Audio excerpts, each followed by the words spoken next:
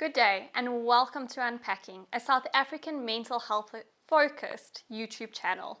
I am Jasmine Mendes and I will be joining the Unpacking team to talk more about psychology from a South African perspective. I'm a mental health practitioner registered with the HPCSA. And in my practice, I incorporate educational kinesiology as well as access consciousness tools to give people a broader spectrum of tools that they would be able to use and incorporate in their everyday life. The aim with these videos is to provide every single person that comes across them with some sort of tool or a different insight or a perspective on psychology, their lives, daily conflicts or issues that they may be struggling with, and give them some sort of support. So we know as therapists that fear is a big motivating factor. Can you imagine a time in your life where you've had a very difficult fight with somebody you loved or had a disagreement of some sort? I grew up in a very conflictual household where there was lots of fighting, people were screaming a lot, and this made it really challenging to go to school and have a normal day or learn at that school environment when all you can think about is the chaos or the conflict that you experienced before that. So are we really at our optimal when we are in that space of pure survival mode, or do we need to shift something in order to be our most optimal selves? So surviving is something that we learn from really early on in our lives, and we bring those patterns through to the relationships that we now have. How many of you have had a difficult argument, fight, or even a huge conflict with somebody that you really care about? What kind of space does that put you in for the rest of the day? Can you work optimally? How are you when you're driving on the road? How do you interact with the rest of the people in your life? Can you retain information? Can you access your memory? So we know that when we are in a survival space, we are not fully functional and we really struggle to operate at our most optimal. When we get into a space where we are purely surviving, it means that we use the reptilian side of our brain. What that means is that we can only function at a very limited space, and that function is purely designed from a biological point of view to get us to do one thing, achieve one thing, and that is survive the experience or the situation that we are currently in. Now that becomes problematic for your life, because if you spend the rest of your life surviving, you never really know what it's like to thrive. And thriving can sometimes feel very uncomfortable for you when you get into that space. When we are in survival mode, we sit in a space that is comfortable. Even if it's potentially a little bit toxic, we know we're able to survive this space, and so we tend to stay in it. Thriving would mean that something would need to shift or change, that you would need to take some sort of risk, you would need to become a little bit more uncomfortable, or the environment with which you're in would need to change in some way. That is two completely different parts of the brain that we use. We would have to go from our primitive functioning of the brain through to our executive functioning of the brain, which would mean there would need to be a shift in the way that we think, the way we respond, the way we interact with other people, and the basic needs that our body requires in order for us to be optimal. So what does all of this theory mean? Let me use an example. If you had to write an exam and you had to almost have a car accident on your way to that exam venue, your cortisol levels in your body will spike. What does that mean? That is just your adrenal system, your flight or fight system. That surge going through your body will stop your executive functioning from working. So you won't be able to access things like memory or be able to even think clearly about the questions that are on the paper. You might misinterpret them, misread them, or just find the exam really difficult, like you don't have clarity and you can't quite find out where your thinking is. This is what would happen when we get into that fight or flight space. The next beautiful aspect about trauma responses is that men and women tend to, in the most common or normal cases respond very differently when it comes to very stressful environments. This dates back to our biology. Men would have been hunters. They would have needed to use that surge of adrenaline to fight off big animals, to protect their families, and in order for us to get food to eat. Women would have needed to use a social environment to calm down their nervous systems, to interact with one another, and to talk and socialize often. They were raising young children, they were nurturing them, they were collecting berries, fruits, roots for us to be able to eat. So I would like you to, or encourage you to ask yourself, how much of your life do you spend surviving? And what function is that survival space playing for you? Sometimes this is very conscious and we know the answer. Sometimes this is unconscious and we need a little bit of time to think about it and really fully assess, what is that function actually playing? Is it keeping us safe? Is it normal for us to feel very small? Are we hiding from something that we would like to achieve? Are we avoiding it? So what would the opposite of surviving really truly look like? And that would be thriving. Now, what is thriving? Well, that would look completely different for everybody. It would be, what would success be for you?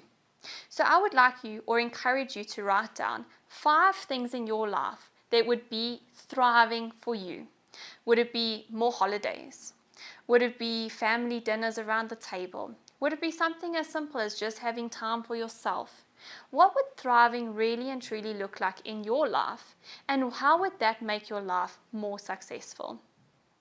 So thriving is supposed to be something that's enjoyable, creative, and fun. Now, when you're doing those 5 things that you're looking at, there are different aspects in our lives that we would like to thrive in. We would like to thrive financially, emotionally, physically, spiritually, and socially. So those are the 5 aspects you're going to look at when you're looking at what you desire in your life. What is your vision for the next 5 years? What would you like your marriage, your relationship, your interpersonal connections with people, maybe even a business connection? What would you like that to look like? And very importantly, what would you need to give up, or what would you need to change? I.e., taking a little bit of risk or becoming slightly uncomfortable in order for this to occur, for you to move from surviving into the space of thriving.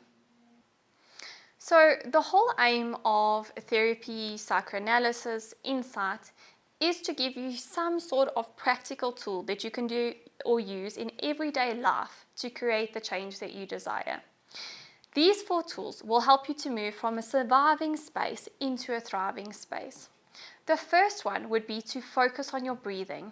So we do something called box breathing, which is in counts of 4.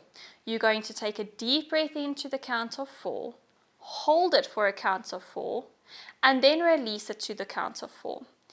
Breathing is integral when it comes to calming down your nervous system.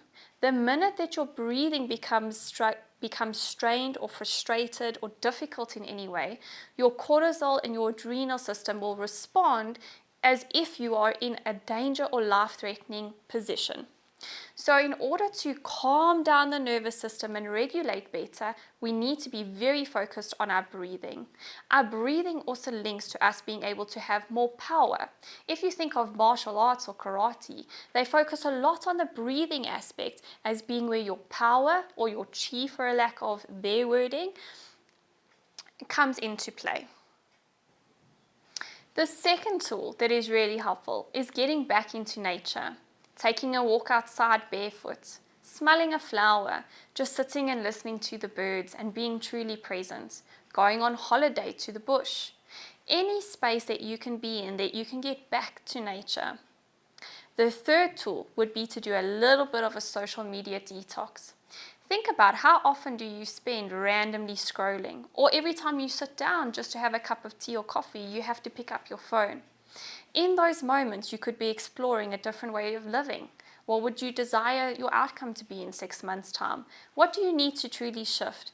Journaling, or even just being with that cup of tea, truly and present and enjoying it. With regards to the social media tool, I would like to add in that social media is not necessarily good or bad.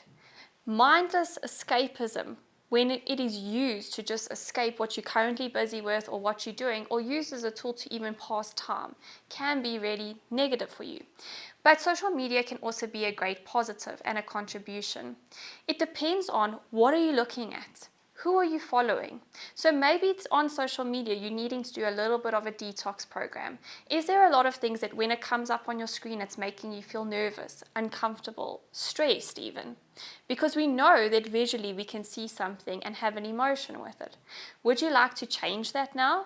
What would you like to come across your screen? Maybe positive affirmations for your day, maybe great healthy eating habits or exercise programs. So think a little bit more about what you would like to be looking at and what could contribute to the life that you desire to thrive in.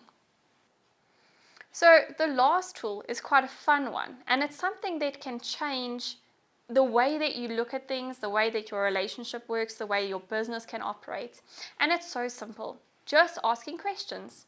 So write down a series of questions that you would like to not necessarily come up with a concluded answer, but that would be great for you to ask around the life that you desire and what thriving would look like for you. So it might be, what do I need to thrive in my business? What would I like my financial status to look like? How can I improve my relationships? How can I have more ease with the exam I'm writing? Questions are a great tool to get you to realize what would you like to focus your energy on, your time on, your money on, and what would you really not like to focus on. So in concluding, we're talking about the difference between having a life in which you're purely surviving from and needing to do some form of change or risk factor in order to move forward to a life in which you can thrive from.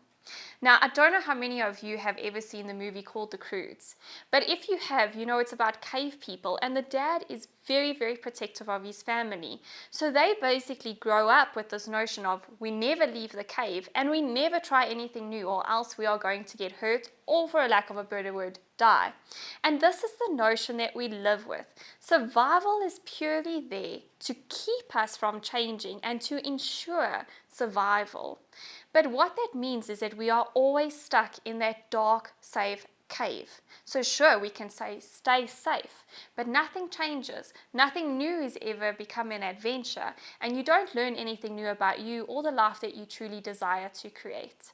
So change is necessary for that to occur, but change comes with a little bit of a risk factor. I hope that you found this video useful to you today and that you got something out of it, that from the start of the video to now, you're seeing something a little bit differently, thinking about something different, or at least have a tool with which to navigate that aspect of thriving or surviving in your life a little bit better. The idea of this channel is to give you more tools and content, so please leave us a comment if you would like anything discussed on the channel or if you have any questions about this particular video. Like, subscribe as we can grow our viewers and be able to create more South African-based mental health content for you.